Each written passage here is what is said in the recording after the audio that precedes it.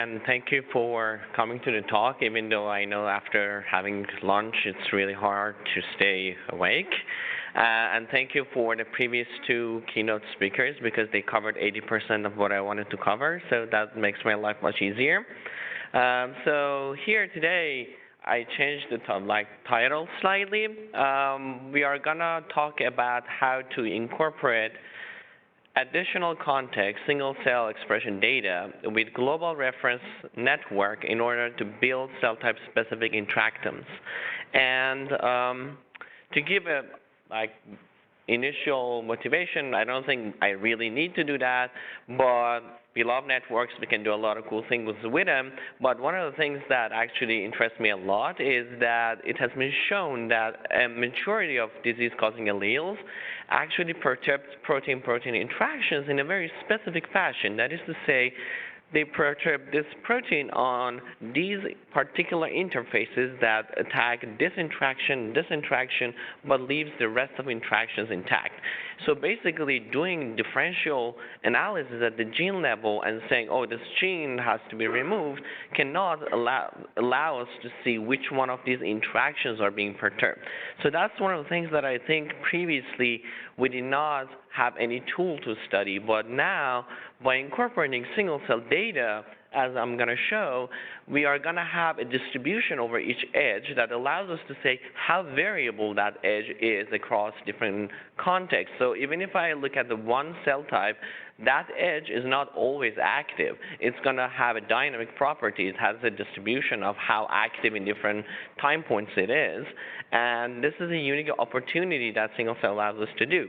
But that being said, I already touched on the topic that the networks that we've been using as the global interactome, protein-protein interactions, or a lot of other types of them, don't consider the context. That context could be cell type, could be tissue, or it could be developmental stages, could be disease progression.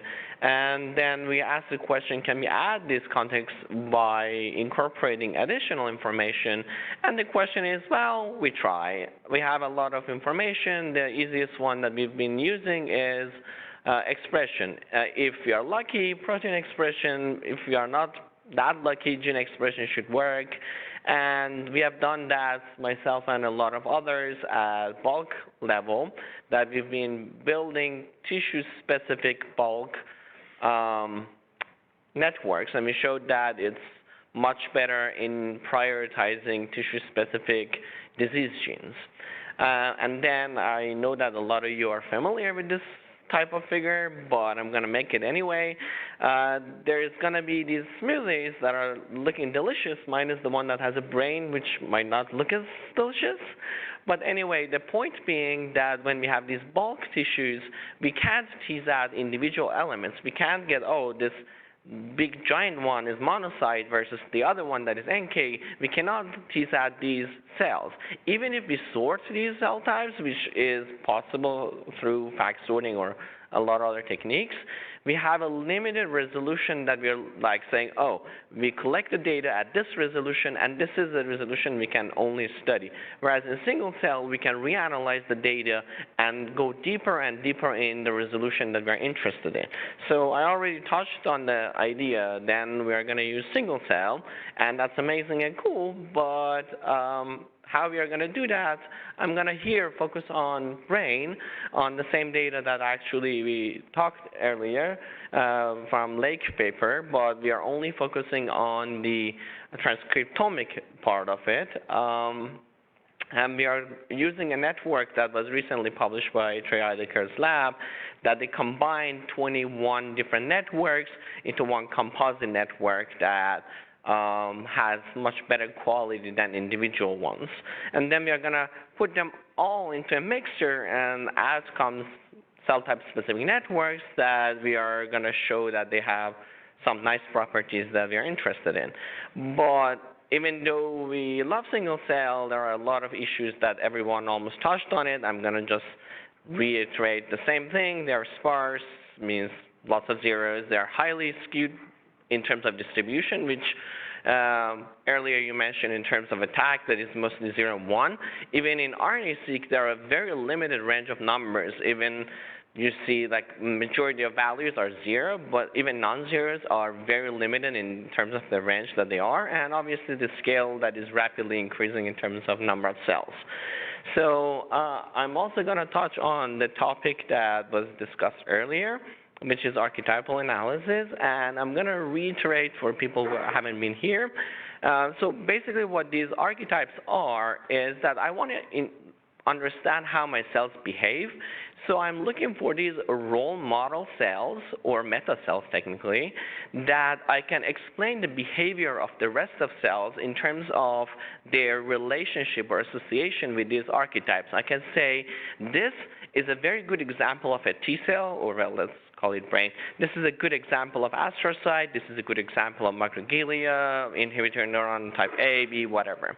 And then I can explain the rest of cells with respect to those. So what we did in the action method is that we combined two different methods. One is I find these exact cells from my population, which I use as a basis if I want to compare with PCA. And then the problem is that these are sparse. So what I do is that after I find these meta cells, I shift them and I locally smooth them in order to find better representation as these meta cells. After I have these archetypes, then I can interpolate or regress the rest of cells using these prototypes that I have basically.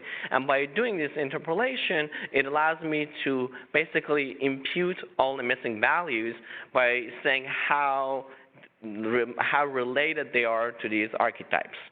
And then after I do that, another problem is that if I want to compare the distribution of different genes, they are going to have a very different distribution. So I project them onto normal distribution using inverse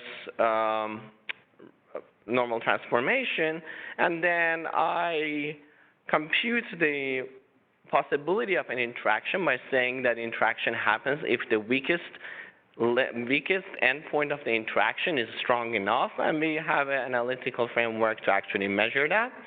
And one key note that I want to emphasize is that at the end of the day, this is a cell type specific network, and over each edge, we are going to have a distribution. All the results that I'm going to talk about later is going to look at the mean of that distribution, but this by itself allows us to do differential network analysis between same cell type in health and disease, which is a very important analysis as well. So I'm going to quickly say that we combine the two data sets, and I'm going to skip through the results very fast because we are already out of time.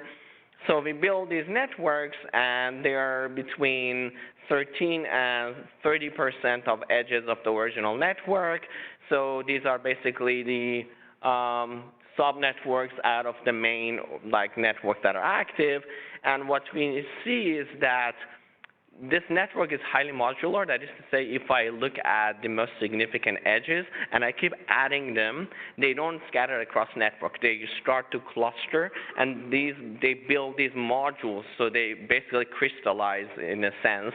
And if I look at these crystals that pop out, they are highly enriched in relevant cell type specific functions, which you expect, like synaptic transmission for neurons and immune for microglia and and you get the picture. Then we use these networks in order to contextualize brain diseases, which is very similar to what we heard before, but it's a very different point of view. That is to say, in here, what we say is that are disease genes modular or compact in cell type specific network or not? And what we observe is that, first of all, compactness of disease genes is very much variable across disorders. So cancers, brain cancers, we looked at 3 classes of brain-associated disorders: brain cancers, neurodegenerative, and neuropsychiatric. And what we observed is that brain cancers are very modular regardless of the network that we use. Obviously, there is based on, so the first on the right is the global modularity or compactness. The rows shows association of cell type with the disease. What it shows is that most cancers, brain cancers, are associated with proliferative cells in the brain, which are OPC and astrocyte, whereas the brain-associated neuropsychiatric disorders are mostly associated with neurons. In neurodegenerative, you observe much more variability. And amongst association, we observe the strongest association among psychiatric disorders for schizophrenia and bipolar disorder. And we already know that there is a huge common shared factor between psychiatric disorders.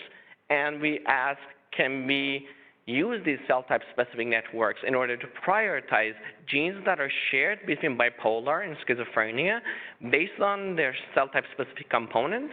And what we observe here, which I'm going to quickly over and then I'm done, hopefully, is that this is the shared subnetwork induced over the global interactome. That is to say, these are my shared genes. I put them on the global network. I tease out that subnetwork. And then I globally, using the whole cell type specific networks, rank genes. And what I observe is that if I rank using inhibitor neurons, it converges to this section of network, whereas if I use excitatory neuron, it converges to the other section, whereas if I use microglia network, it converges to, again, different sections.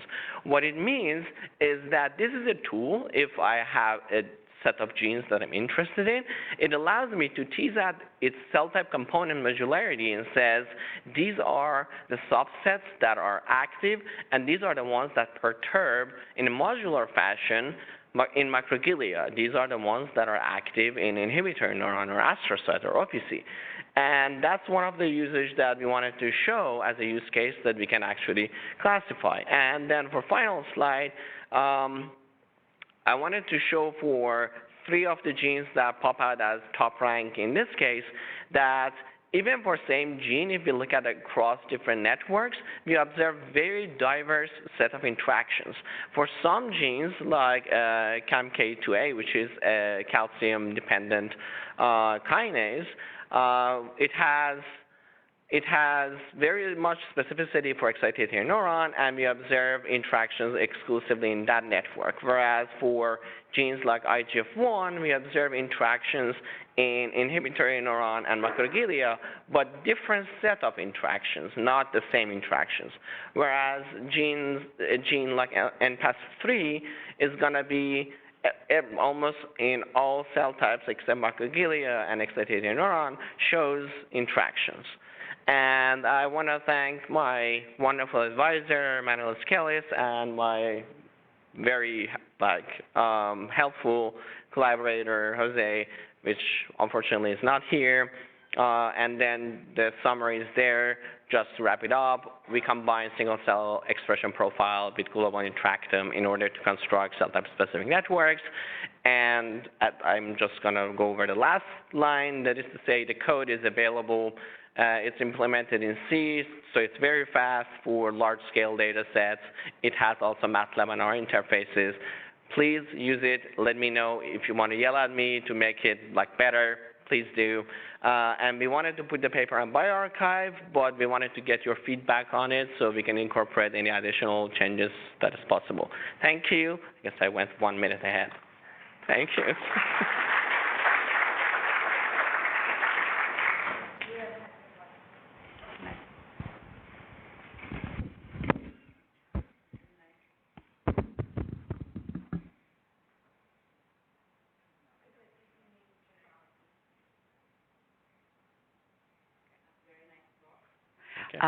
In your networks, are you inferring protein-protein interactions, so protein-DNA interactions? No. So we are using scaffolds. So most of the methods that I like to develop is not to begin from scratch, but use a network as a scaffold and tease out which part of it are relevant for that particular context.